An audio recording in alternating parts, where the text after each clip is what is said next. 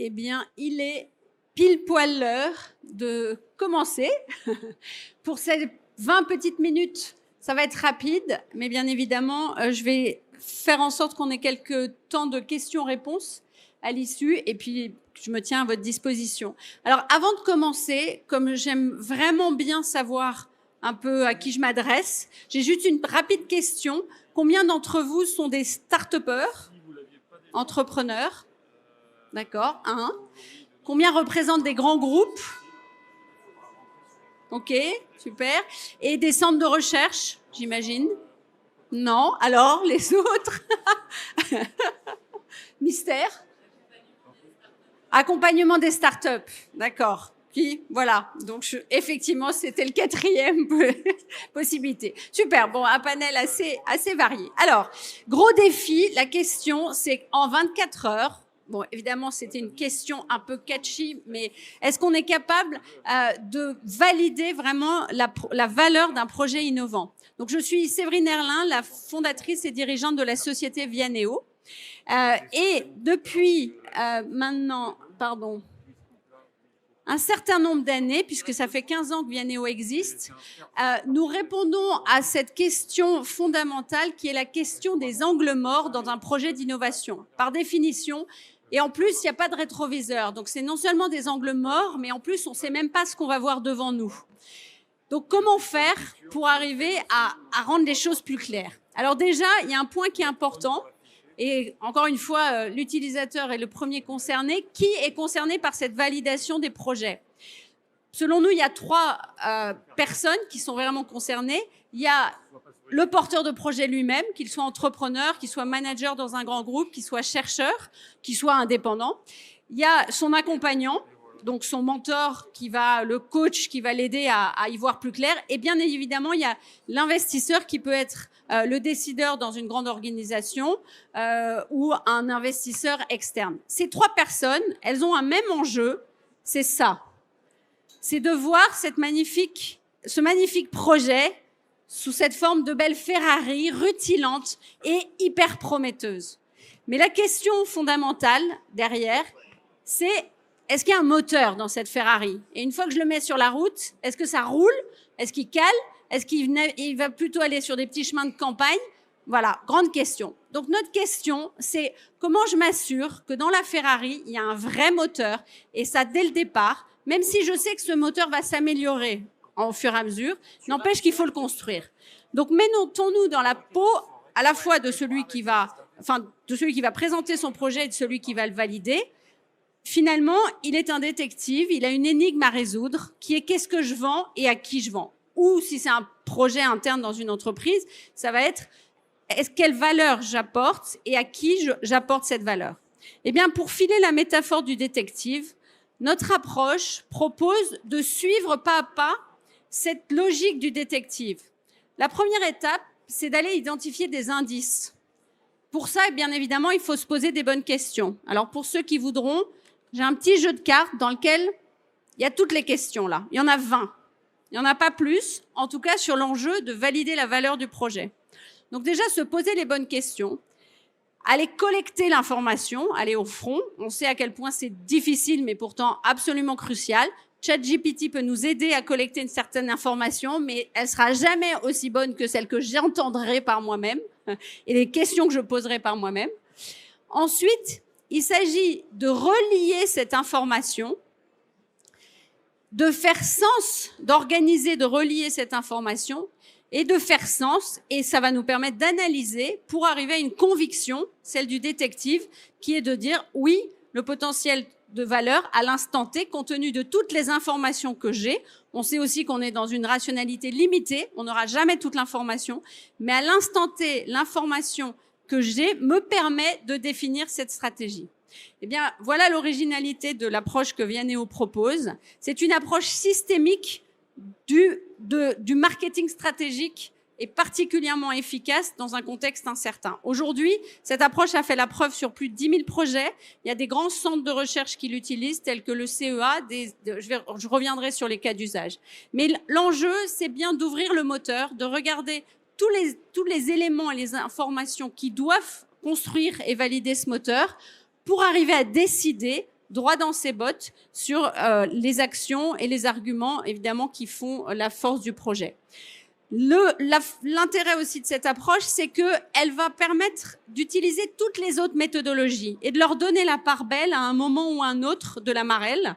C'est-à-dire que le design thinking, le lean startup, le business model canvas, toutes ces approches, elles sont pas mises de côté en disant attention, oubliez tout ça. Au contraire, elles sont là, mais elles vont permettre de nourrir et d'aller creuser certaines approches. Et cerise sur le gâteau, cette marelle est digitalisée.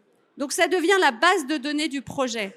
Il n'y a plus de sujet de PowerPoint et d'Excel dans tous les sens et de Canva papier en 2D. Il y a une base de données dans laquelle on va pouvoir vraiment accoucher, c'est de la maïeutique, de toute cette information qui aura été collectée, rassembler l'information pour obtenir, et là j'en reviens à ma Ferrari, pour obtenir une vraie visualisation du business case et une visualisation qui est très itérative, qui permet d'y revenir, qui permet d'enlever certaines informations, de décorréler. C'est en mouvement et c'est une photo à l'instant T du projet, quel qu'il soit un projet de start-up, qu'il soit un projet, encore une fois, intrapreneurial, qu'il soit un projet de recherche. Qui plus est, si je continue à me positionner dans la peau de celui qui veut valider le projet, du fait de ce questionnement et de cette systémique, j'ai accès à des questions et à une grille d'analyse complète qui, même si je ne suis pas moi porteur de projet, mais je dois l'analyser, je vais pouvoir avoir toutes ces questions sous la main pour pouvoir m'assurer qu'il n'y a pas eu d'angle mort justement dans l'analyse du projet et en prenant en compte évidemment les notions d'incertitude, d'hypothèses encore à valider, etc. Cette grille d'analyse, c'est une grille d'analyse qu'on a co-construit avec Valeo pour analyser les projets à chaque étape de leur maturité dans un processus de passage de la R&D au marché. In fine, voilà, vous avez alors... On dit en 24 heures, je crois que c'était le titre de la présentation. Ça peut se passer en session, évidemment. Ça doit se passer de mode itératif, c'est-à-dire qu'en fait, la validation, c'est une photo à un instant T qui aura été permise grâce à tout ce travail proposé par la méthodologie. Mais évidemment, il faut y revenir et le consolider. Donc, juste rapidement, quelques utilisateurs aujourd'hui. On est né du monde de l'incubation. Le monde de la recherche se l'est approprié pour tout ce qui est prématuration, maturation. Et puis, aujourd'hui, les grandes entreprises, dans un enjeu de management de projets innovants, voient cette approche vraiment comme un moyen extrêmement structurant, complet, mais qui n'enlève pas la créativité. Au contraire, qui permet, j'ai coutume de dire, la loi libère, qui permet de cadrer la réflexion pour mieux questionner et pour mieux explorer. Donc, quelques cas d'usage rapides. Voilà, c'est été utilisé dans le cadre d'un challenge d'open innovation pour faire émerger des business cases dans le cadre des JO. Donc avec le CEA Orange et donc des startups. Et on a mené des ateliers en collaboration avec ces grands groupes et ces startups pour définir des business cases innovants. Des incubateurs, bien évidemment, l'utilisent. Tous les réseaux des incubateurs Grand Est, donc Strasbourg, c'est pas du tout le coin. Strasbourg, Charleville-Mézières, Nancy, etc. Vont l'utiliser comme moyen d'embarquement et vraiment d'appui aux startups. Et également, comme je disais, des grands groupes dans une optique vraiment de faire émerger l'innovation en interne et de donner les moyens à tout collaborateur de vraiment être droit dans ses bottes quand il porte un projet. Et on sait à quel point aujourd'hui, c'est toute la complexité, en fait, d'apporter les arguments qui vont bien. Et enfin, un dernier cas d'usage, l'Université Paris-Saclay, mais parmi tant d'autres centres de recherche, l'utilise pour tout ce qui est évaluation de projets de prématuration. Pokin Lab est d'ailleurs en ce moment même, ça fait 10 ans, c'est la 10e édition et ça fait 10 ans qu'on est partenaire de cet événement. Voilà, En résumé, on est nous-mêmes des entrepreneurs, donc c'est plus facile de raconter des choses à des entrepreneurs quand on le vit au quotidien. Je vis cela depuis 15 ans et on co-construit véritablement avec nos clients. Et l'originalité, encore une fois, c'est vraiment d'avoir su digitaliser un processus qui est beaucoup dans la tête de tout un chacun et compliqué à déposer finalement et à partager. Et c'est ça vraiment tout l'enjeu. Et autour de la méthode elle-même, il y a aussi tout un ensemble d'éléments qui permettent de gérer un portefeuille d'innovation véritablement. Voilà, j'ai voulu aller assez vite et j'ai tenu dans les 10 minutes que je m'étais fixée pour qu'on puisse avoir un échange très, très ouvert si vous avez des questions, parce que c'est très rapide en 10 minutes. Oui.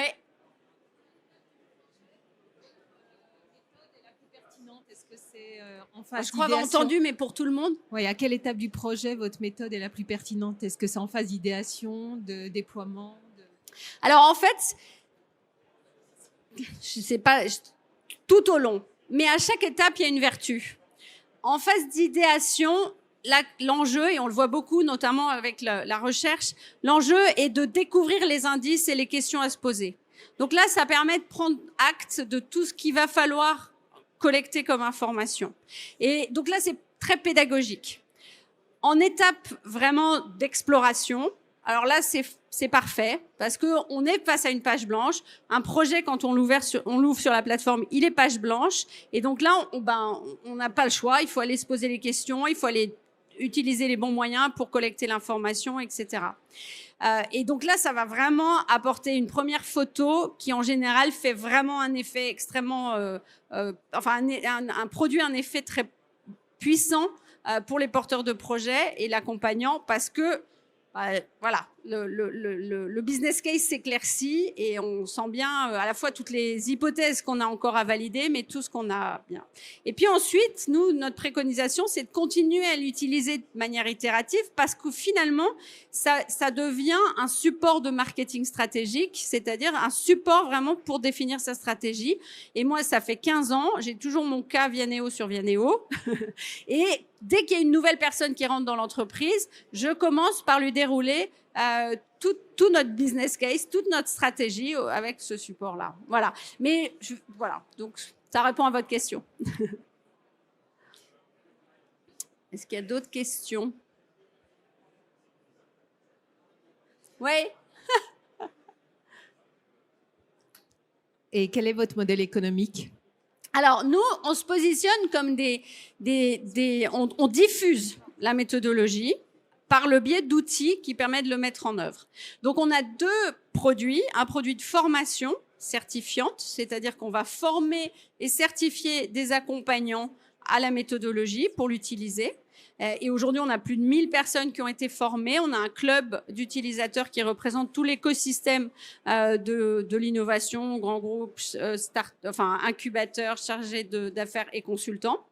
Donc ça, c'est la formation. Et derrière, il y a l'achat de l'accès à l'outil, soit par le biais de licences unitaires. C'est souvent le cas pour des consultants qui veulent accompagner une start-up indépendamment d'une autre, ou alors vraiment la co-conception avec le client d'une plateforme qui va contenir tout le workflow de l'accompagnement des projets, donc tout le processus d'accompagnement qui va permettre d'avoir accès à tout le portfolio de projets innovants, donc que ce soit un incubateur, encore une fois un centre de recherche. Pour vous donner un exemple, le CEA, tout le programme Entreprendre au CEA est basé sur Vianeo.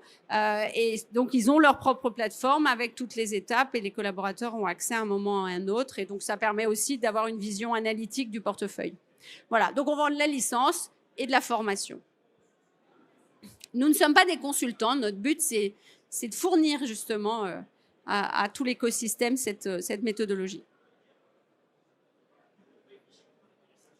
Est-ce qu'il y a d'autres questions ? Quelques-uns, on avait déjà entendu parler ou pas du tout? Bon, bah voilà.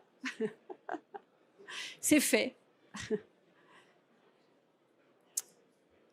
Eh bien, je suis à votre disposition si vous voulez un jeu de cartes pour découvrir les questions du détective. Et je peux vous dire que c'est imparable. Aujourd'hui, on n'est pas du tout remis en question sur le questionnement. Il fait largement ses preuves et même plus du tout non plus sur la systémique, c'est-à-dire la logique vraiment de mise en œuvre de ce questionnement.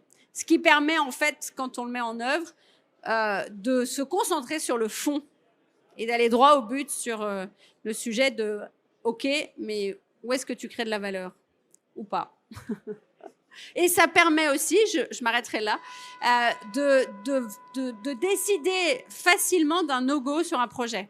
Et ça, je l'ai vu, même le COMEX de Pierre Fabre, après 2 jours de travail sur des projets qui pour eux étaient fondamentaux, il y a 2 dirigeants qui, avec le sourire, ont dit c'était une excellente mauvaise idée, on arrête tout de suite. Voilà. Mais ils étaient complètement droit dans les bottes dans la décision. Voilà, je suis à votre disposition. Merci.